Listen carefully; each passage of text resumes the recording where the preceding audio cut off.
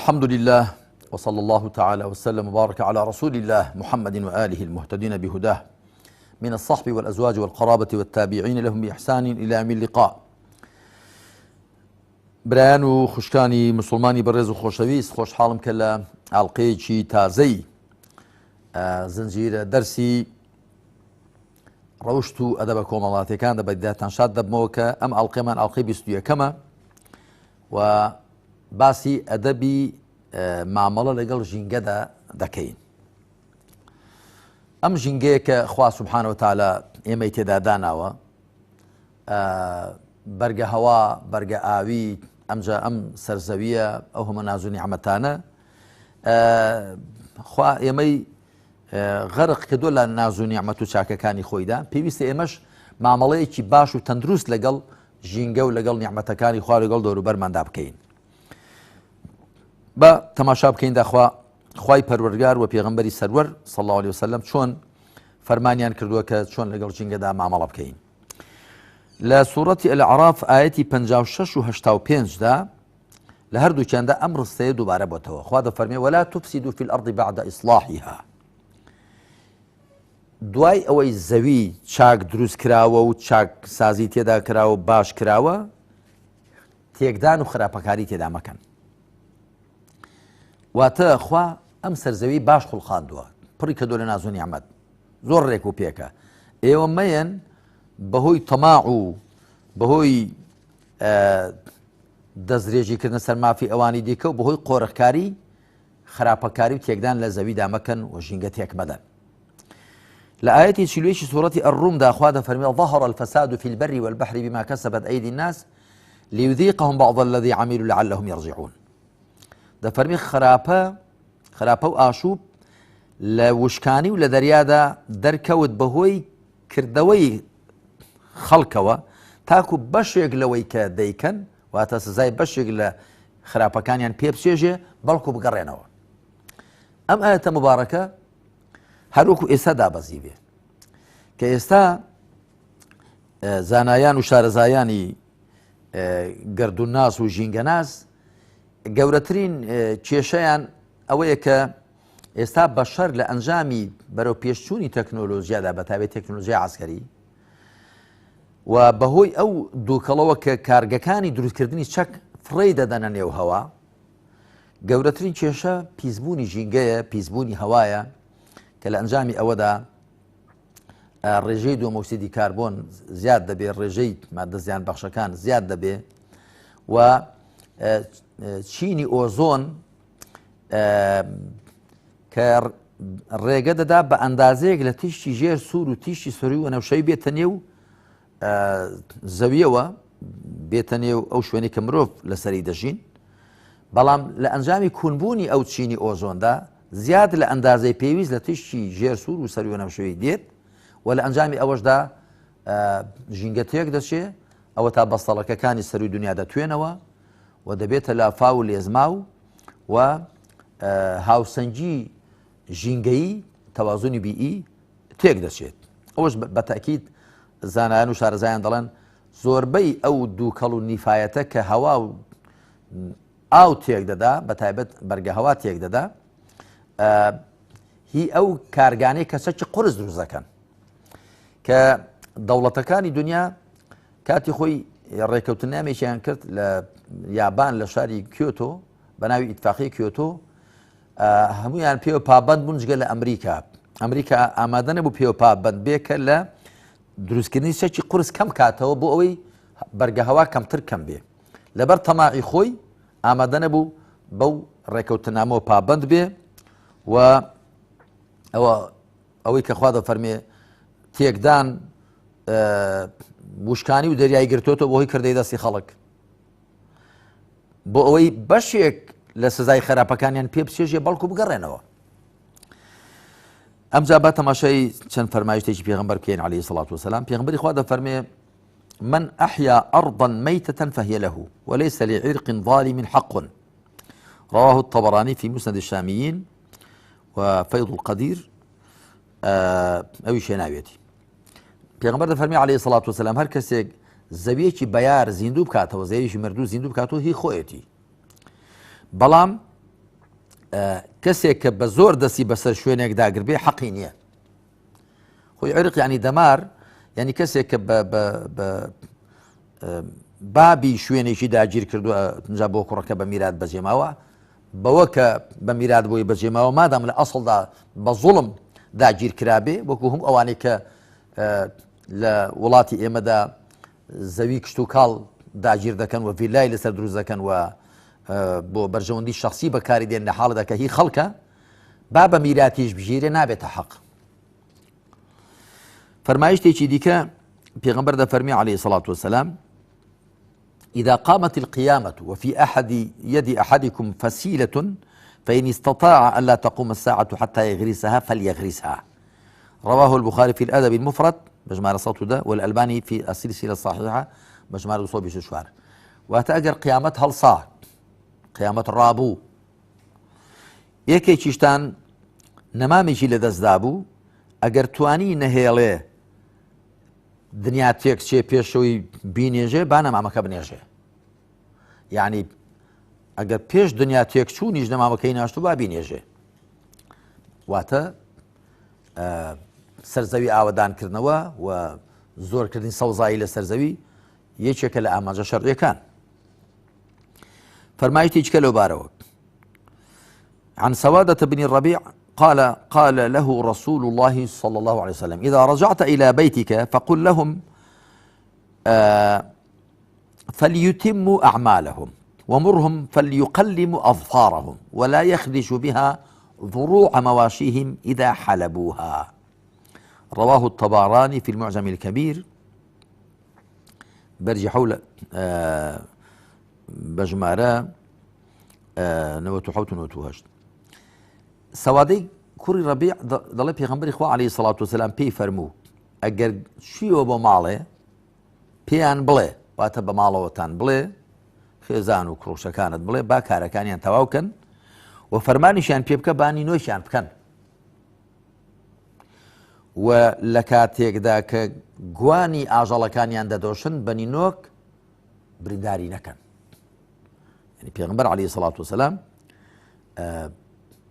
چەند بە وردی ئامۆژگاری خەڵکی کردووە با نینۆیان درێژ نەبێ نینۆیان دڕ بێ و درێژ بێ کە دەستیان بە گوانی ئاژەڵەکان و گربۆی بیدۆشن بە نینۆیان گوانەکانیان بریندارکەن.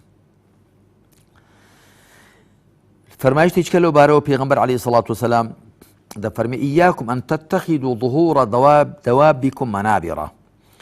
ئەمە ئەطەحاوی لە شەرح مشکل ئاثار بەرجێک لاپەڕەسی داهێناوێتی.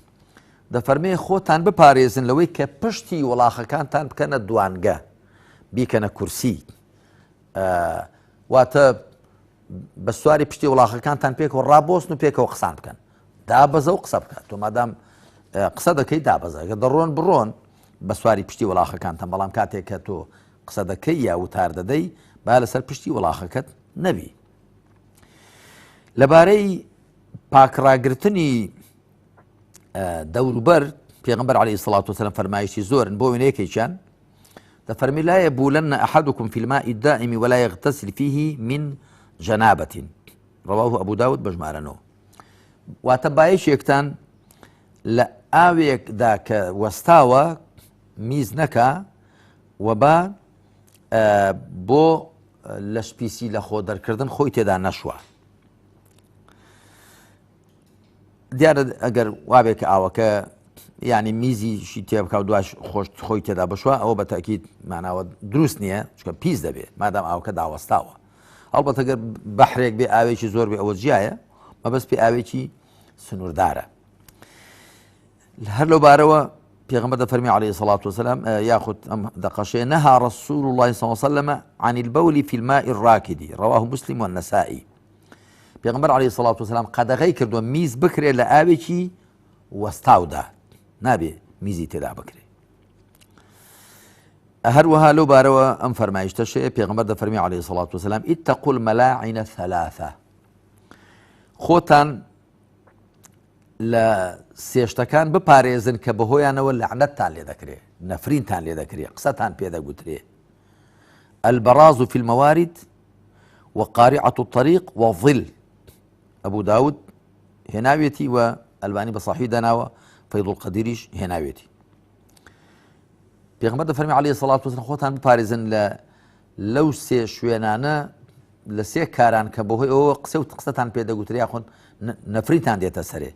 یەکەم پیساییکردن لە کانی و سەرچاوەدا لە ئاو ڕووبار و کانی و سەرچاوەدا و هەروەها تارەتگرتن لە سەر ڕێگا بەتایبەتی پیساییکردن لەسەر قەراغی ڕێگا و لە ژێر سێبەری درەخت کە خەڵک پشووی لێ دەدا. ئەو بەتایبەت بۆ ئەو خەڵکانی کە گەشتە بەهارە دەکەن و دەستنە دەر و دەشت زۆر پێویستە وریای ئەوانە بن. جاری وهەیە کۆمەڵێک دەچن ئەوێ پیس دەکەن دوای خەڵکێکی کە وەسبێنە ڕادەچن شوێنێک نە لێدا بنیشن. لەو بارەوە کە پێویستە لەگەڵ پەڕەندەکاندا لەگەڵ ئاژەڵەکاندا مامەڵی جوان بکەین. پێغەمبەر دەفەرمی عەلەیهی سەڵات وسەلام من قتل عصفورا عبثا عج إلى الله يوم القيامة يقول يا ربي إن فلانا قتلني عبثا ولم يقتلني منفعة. رواه النسائي بجمار 682. دەفەرمێ کەسێک شۆلەکەیەک باڵندەیەک بکوژێ بە گاڵتە واتە بەبێ ئەوەی کە پێویستی بە گۆشتەکەی بێ هەر لە خۆڕا بۆ کەیفە بیکوژێ لە ڕۆژی دواییدا پەنا دەنگ بەرز دەکات و پەنا بۆ خوا دەبا دەڵێ ئەی پەروەردگارم فڵان کەس منی کوشت هەر بە هەونتە و بە گاڵتە و بۆیە نەیکوشتم کە سوودم لێ ببینی و لێم بەهرەمەند بێ پێویستی بە گۆشتەکەم بێ هەروە کەیفە منی کوشت واتە سکاڵای خۆی لای خوای پەروەردگار دەکات. فەرمایشتێکی دیکە هەر لەو بارەوە کە پێغەمبەر عەلەیهی سەڵات وسەلام ڕێنماییمان دەکات بۆ چۆنیەتی سەربڕینی ئاژەڵێک کە سەری دەبڕین یاخود کوشتنی نێچیرێک کە دەیکوژین یا سەری دەبڕین. دەفەرمێ إن الله تعالى كتب الإحسان على كل شيء فإذا قتلتم فأحسنوا القتلة وإذا ذبحتم فأحسنوا الذبحة وليحد أحدكم شفرته وليرح ذبيحته. رواه مسلم. دەفەرمێ خوا سبحانه وتعالى پێویستی کردووە لەسەر هەموو شتێک بەکە بە شێوەیەکی باش بە شێوەیەکی ڕووپێک ئەنجام بدرێ. بۆ ئەگەرێکێک لە ئێوە نێچیرێکی کوشت با جوانی بکوژێ بوایری نەکە لە توپەتی بکات جوانی بکوژێ وەگەرێکێک لە ئێوە ئاژەڵێکی سەربڕی با جوانی سەر بڕێ و با چەقۆکەی چاک تیشکە و با زوو سەربڕاوەکەی ئاسوودە بکە نەک بە چەقۆیەکی کولت خێشە خێش خۆشی ماندووکە و ئەو ئاژەڵەش ئەزیەتدا. خوشک و برایانی بەڕێز مامەڵەکردن لەگەڵ ژینگەدا و لەگەڵ پێکهاتەکانی ژینگەدا لە ئیسلامدا زۆر گرنگی پێدراوە. لە ڕاستیدا ئاەتەکەی کە هێنامانە ئەو ڕستە قورئانی کە وەکو گوتمان هەم لە ئاەتی 56 هەم لە ئاەتی 85 سوڕەتی الأعرافدا هاتووە کە دەفەرمێ ولا تفسدوا في الأرض بعد إصلاحها. سەرزەوی تێک مەدەن وێرانکاری و تێکدانی تێدا مەکەن دوای ئەوەی کە چاک کراوە واتە چاک دروست کراوە پڕ کراوە لە ناز و نیحمەت تێکی مەدەن خراپی مەکەن بەهۆی دەستکاری خراپەوە بەهۆی تەمەع و چاوبرسێتی تانەوە بەهۆی پەلەکردنتان لە زیاتر سەرۆت و سامان وە سەرێکنان. ئەمە هەموو شتەکانی دیکە دەگرێتوە نێو خۆی چونکە کە دەفەرمێ ولا تفسدوا في الأرض لە سەرزەمیندا تێکدان و خراپە مەکەن دوای ئەوەی خوا چاکی دروست کردووە سەرزەمین چ گڵەکەی بەردەکەی ئاوەکەی بەرگە هەوایەکەی دار و درەختەکەی و ژیاندارەکانی زیندەوەرەکانی پەڕەورەکانی و کانزایەکانی ئەوەی کە لە ژێر زەویدا ئەوەی لەسەر زەویێت شیعەکانی هەمووی دەگرێتەوە. مرۆڤەکان فەرمانیان پێکراوە کە مامەڵەی چاک لەگەڵ ژینگە و لەگەڵ پێکاتەکانی ژینگە و لەگەڵ ناز و نیعمەتەکانی خوادا بکەن بۆ ئەوەی کە شتێک نەکەن پێچەوانەی شوکری نیعمەتی خوا بێ و شتێک نەکەن کە پێچەوانەی بەرژەوەندی کۆی مرۆڤەکان بێ با دەوڵەتێک با کەسێک ڕەنگە لەوە بەهرەمەند ببێ لەو شێوە مامەڵەیە بەهرەیەکی تایبەتی وەربگرێ بەڵام دوای زەرەرێکی گشتی دەبێ وەکو باسم کرد کە ئێستا لە ئەنجامی ئەو کارگانەی دروستکردنی چەکدا چینی ئۆزۆن کوون بووە و بەرگە هەوا پیس بووە و ژینگە پیس دەبێ و زۆر لە پەڕەورەکان دەمرن زۆر لە ژیاندارانی دەریا دەبرن خوا بەلوتف و کەڕەمی خۆی یارمەتیماندا پێی توانای خۆمان هەم خۆمان هەم دەوروبەرمان وابین کە بە ئەدەبێکی بەرز و ڕەوشتێکی جوان بەو شێوەیە کە قورئان و سونەت دەفەرمون لەگەڵ ژینگە و لەگەڵ دەوروبەر و لەگەڵ ناز و نیعمەتەکانی خوادا مامەڵە بکەین. صلى الله على محمد وعلى آله وصحبه أجمعين والحمد لله رب العالمين.